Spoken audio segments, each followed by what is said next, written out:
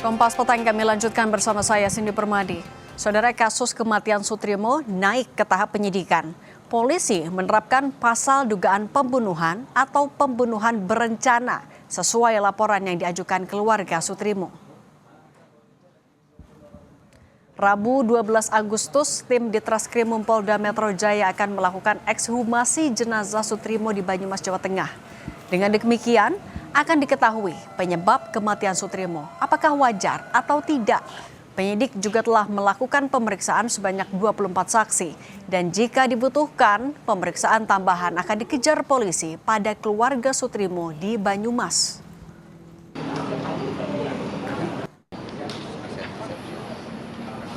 Kami sudah meningkatkan ke proses penyidikan. Insya Allah hari Rabu lusa kami akan melakukan ekshumasi di Banyumas. Mudah-mudahan nanti dari hasil ekshumasi kita bisa menemukan dan kita bisa menyimpulkan apa yang menjadi penyebab dari kematian yang bersangkutan. Kan sebagaimana laporan polisi yang kami terima itu adalah pasal pembunuhan ataupun pembunuhan berencana.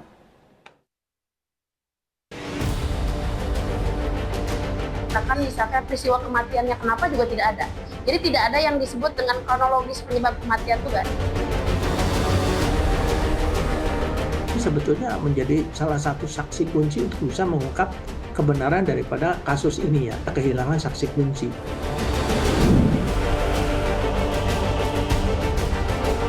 Misteri kematian Sutrimo kini resmi menjadi ranah penyidikan Polda Metro Jaya.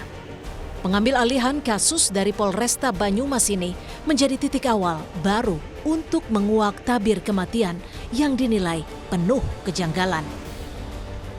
Ex-Kabareskrim Ito Sumardi menilai dengan adanya laporan keluarga, polisi bisa segera melakukan ekshumasi untuk mengetahui penyebab kematian Sutrimo. Nah, sangat memungkinkan Mbak ya, karena kan ekshumasi itu juga harus ada dokter yang forensik yang mendampingi, ada pengamanannya, ada keluarganya, termasuk daripada pengamat independen.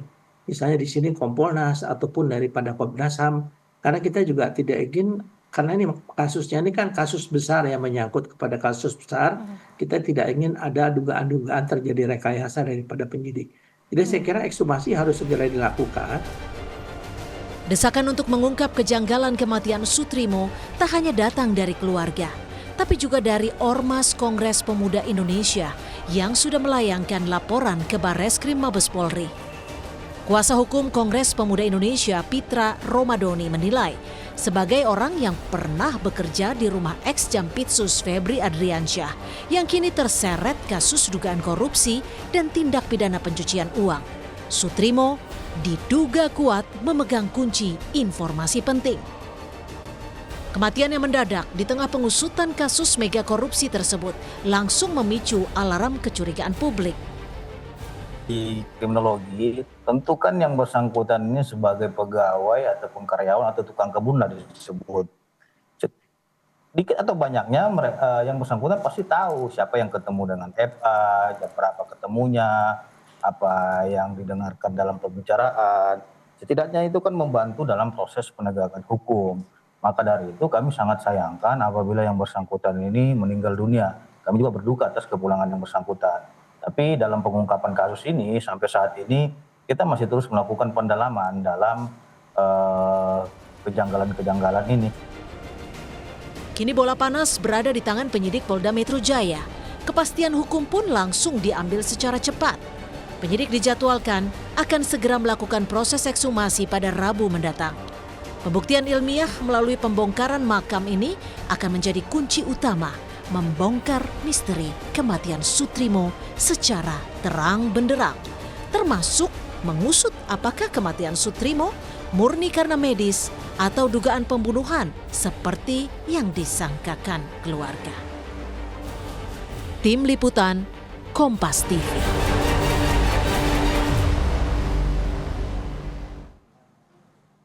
Pasca laporan dugaan kejanggalan kematian pegawai ex-Jampitsus Sutrimo, Polda Metro Jaya pun akan melakukan ekshumasi makam Sutrimo pada Rabu mendatang. Kematian Sutrimo tengah diusut dalam kasus mega korupsi ex-Jampitsus dan memicu kecurigaan publik.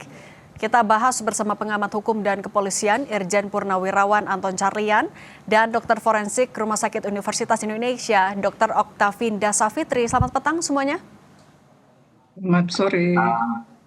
Oke, Pak Anton, kalau ini kan sebenarnya sudah 3 minggu berjalan dari jarak antara pertama kali dimakamkan dengan rencana ekshumasi. Seberapa besar ekshumasi ini akan bisa membantu dibukanya kasus, apalagi dugaannya adalah pembunuhan dan pembunuhan berencana? Saya kira dengan ekshumasi itu ini sangat-sangat vital sekali. Bahkan dari awal ketika saya menjadi narasumber di Kompas TV, justru yang pertama kali saya sarankan itu ekshumasi. Karena setelah ekshumasi ini akan diketahui otopsi mayat itu sendiri. Nah, dari otopsi mayat itu sendiri nanti akan diketahui penyebab kematian. Kalau menurut saya justru yang pertama kali awal itu ya harus ekshumasi dulu. Karena yang paling utama kalau ingin mengetahui apakah penyebab kematian wajar atau tidak wajar, ya dengan saintifik, dengan toksikologi forensik. Nah, justru di sini kalau ekshumasi ini terlambat, nanti ini pun juga akan berpengaruh. Karena di dalam tubuh manusia itu walaupun memang ada bisa dari lambung, bisa dari usus, bisa juga dari rambut, tetapi intinya dari setelah ekshumasi kemudian otopsi itu lebih cepat, lebih bagus. Nah, karena akan diketahui nanti kadar-kadarnya. Mungkin nanti Dokter Oktav bisa menerangkan. Ini kita tanya juga kalau gitu ke Dr. Idun. Dr. Idun, kalau rencananya Rabu 12 Agustus baru ekshumasi, artinya kan tepat 3 pekan sejak dimakamkan. Masih bisa sejelas apa dalam mengungkap penyebab kematian sebenarnya? Oke, agak sulit nih saya jawabnya gitu ya. Karena sebenarnya gini kan, memang kita tahu bahwa otopsi itu untuk mencari sebab pasti kematian gitu ya. Kalau dia nggak otopsi itu paling baik tentu secepat mungkin gitu ya, begitu orang itu meninggal gitu. Nah, kalau ternyata sudah dikubur, kita lakukan gali kubur, ekshumasi. Jadi kan ada banyak penyulit nih, ada faktor pembusukan, kemudian kita juga nggak tahu nih kondisi tanah di dalamnya seperti apa. Itu juga kan mempengaruhi proses pembusukannya tadi gitu. Jadi bukannya nggak bisa, masih bisa, tapi memang mungkin akan ada penyulit gitu ya. Ada berbagai hal yang ya kita masih belum tahu nih. Jadi memang biasanya harus sangat hati-hati gitu. Karena yang namanya otopsi itu kan kita membuka rongga tubuh, kemudian kita memeriksa organnya satu persatu gitu. Kemudian mencari, oh ini ada kelainannya A, ini ada kelainannya B, kemudian disimpulkan, oh ini sebab matinya apa gitu. Tapi nah, masih bisa ditemukan kalau dalam waktu 3 minggu itu, dokter? Tergantung sebenarnya mau kita cari apa.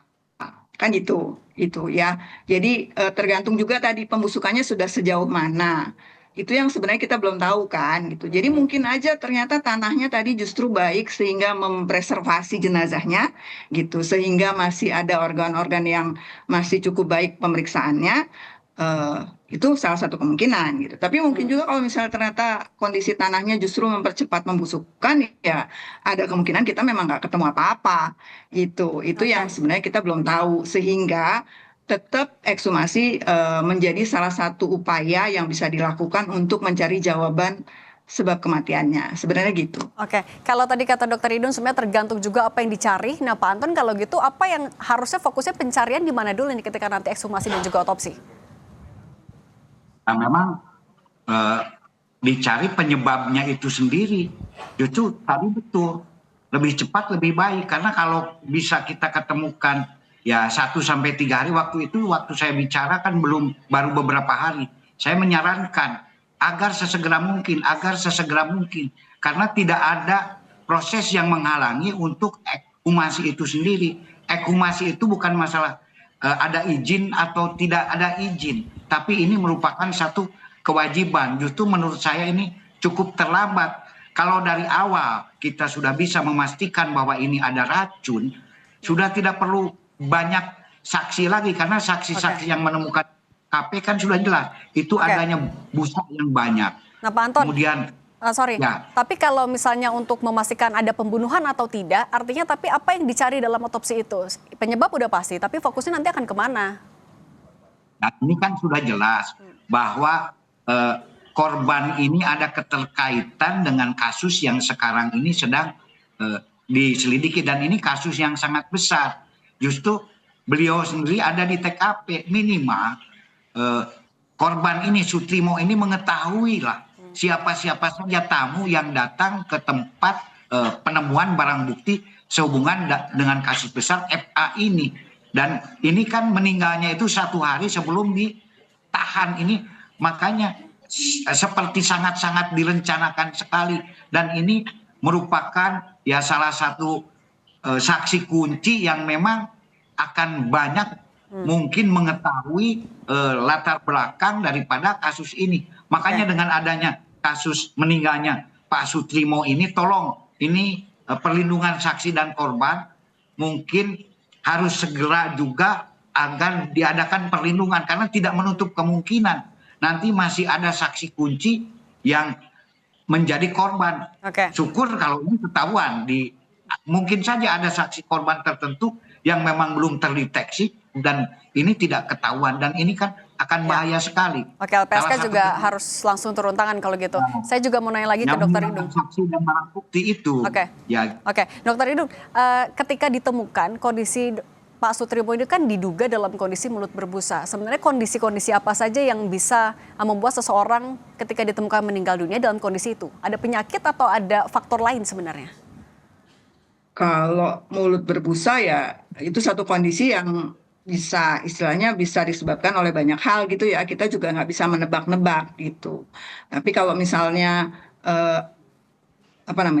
kemungkinan biasanya kalau ada mulut berbusa kita akan menduga bahwa mekanismenya mungkin adalah mati lemas gitu. Nah, mati lemas ini kan bisa macam-macam gitu, bisa memang berbagai penyakit bisa bikin mati lemas, racun juga bisa bikin mati lemas,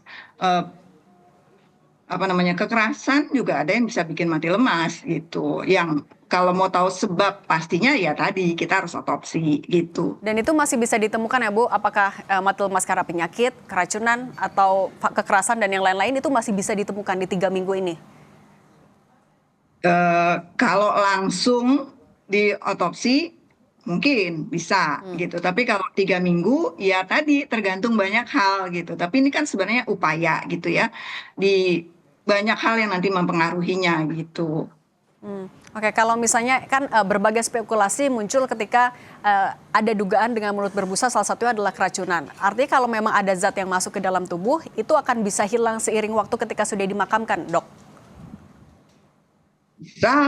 Bisa hilang, bisa masih ada, tergantung, makanya sangat tergantung dalam kondisinya, tergantung zatnya apa gitu kan. Ada zat yang masuk ke tulang misalnya, gitu, itu masih bisa diperiksa. Kalau misalnya memang dia zat yang cepat sekali kerjanya, bahkan misalnya hitungannya jam, ya bisa nggak ketemu gitu. Nah, makanya nanti bagaimana ahli ini bisa melakukan pemeriksaan sedetil mungkin, seteliti mungkin, mengambil sampel sebanyak mungkin untuk melakukan berbagai pemeriksaan tadi gitu, untuk bisa menemukan ini kira-kira sebab matinya apa gitu. Nah Pak Anton, olah TKP kan sudah dilakukan, pemeriksaan saksi sudah dilakukan, tapi kenapa kalau menurut Anda kok masih kesimpulannya tuh masih belum dijelaskan juga sama polisi? Apa sih yang jadi kendalanya? Ya justru saya juga bertanya-tanya bahwa ya penyelidikan ini agak lama, walaupun tiga minggu, sepertinya seperti ada kendala psikologis gitu. Ya walau alam saya tidak tahu gitu kan. Padahal justru yang paling utama tadi itu ya penyebab kematiannya. Walaupun tadi sudah disampaikan oleh Ibu Dokter, memang kalau kami juga dari forensik dulu diajarkan, kalau memang dari awal kan bisa dari lambung atau dari usus. Nah kalau sudah lama bisa dari urin, itu sampai 30 hari, kalau teori ini. Nah kalau memang sudah sangat lama sekali, kita sampai 90 hari batasnya itu bisa dari rambut. Ini rambut ini. Bahkan kalau rambut ini bisa tahunan, itu pun juga tergantung daripada racun yang banyaknya racun kadarnya segimana gitu kan. Seperti salah satu yang arsen yang paling terkenal itu kan Napoleon Bonaparte kan diketahui dari rambutnya bahwa beliau ini dibunuh karena diracun oleh arsen. Nah, jadi dalam hal ini untuk penyidik agar segera memfokuskan karena ini sudah ke ranah penyidikan. Ranah penyidikan itu kan TKP, saksi, barang bukti untuk mencari pelaku. Nah, di sini tinggal difokuskan saja bahwa ini memang kematian yang tidak wajar. Dan saya yakin bahwa racun ini akan ditemukan. Walaupun tadi misalkan ada berbagai macam mulut berbusa saja, ayan juga kan bisa mulut berbusa. Tapi kebanyakan keracunan itu diawali dengan mulut berbusa, jadi ya agak mirip-mirip lah gitu. Nah, kalau gitu, kalau untuk menyimpulkan itu, dokter sebenarnya butuh berapa lama sih ekshumasi dan juga otopsi sampai hasilnya keluar? Oke, jadi kalau untuk gali kuburnya sendiri kan bisa langsung dilakukan ya, kemudian mengambil banyak organ segala macam, itu sebenarnya hitungannya jam ya. Tapi kemudian kan ada sampel-sampel yang harus diambil. Nah, sampel-sampel yang harus diambil, terus kita kan tadi punya banyak dugaan kan pasti dokter-dokternya gitu ya. Nanti ini kan harus diperiksa satu persatu. Itu nanti labnya yang mungkin akan agak lama gitu. Tergantung apa yang mau diperiksa, apakah memang bisa diperiksa di sini ataukah harus diperiksa ke tempat lain gitu. Jadi mungkin bahkan bisa sampai bulanan sebenarnya gitu kalau untuk mendeteksi racun tadi itu. Oke, Dr. Oktavinda Savitri, dokter forensik Rumah Sakit Universitas Indonesia, dan Irjen Purnawirawan Anton Carlian, pengamat hukum dan kepolisian. Terima kasih sudah berbagi bersama kami. Sehat selalu semuanya.